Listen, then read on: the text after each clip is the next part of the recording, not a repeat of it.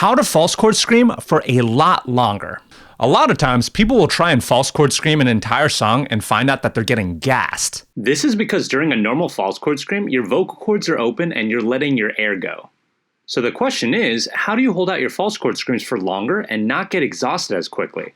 So there are two answers, but in my opinion, one answer is much better.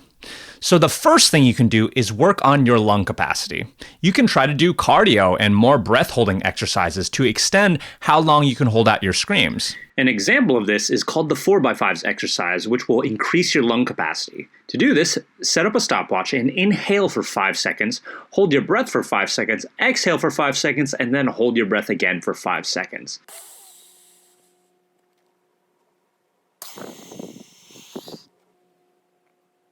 If you feel comfortable with this, then redo everything in increments of 6 seconds, and then 7 seconds, etc.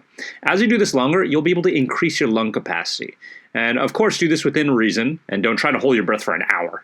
Also, don't do this to the point of passing out, please. So breathing exercises are good and all, but in my opinion, one of the better ways to extend your false chord screams is to close what are called your arytenoid cartilages. Let me explain.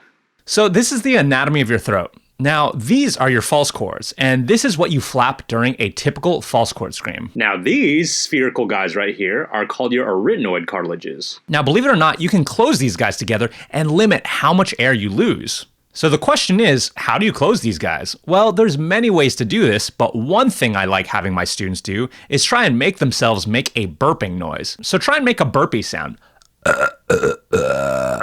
You can try different vowels if it's easier.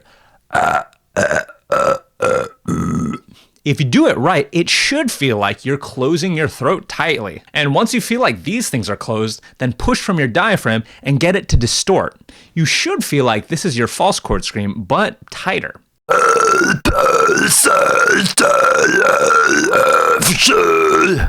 Now, the tighter you close, the more air you'll be able to conserve, and the more burpy and gutturally the sound will get. And you can adjust the tightness according to taste. But as a result of this, you'll feel like you can hold out your false chord screams for a much longer period of time.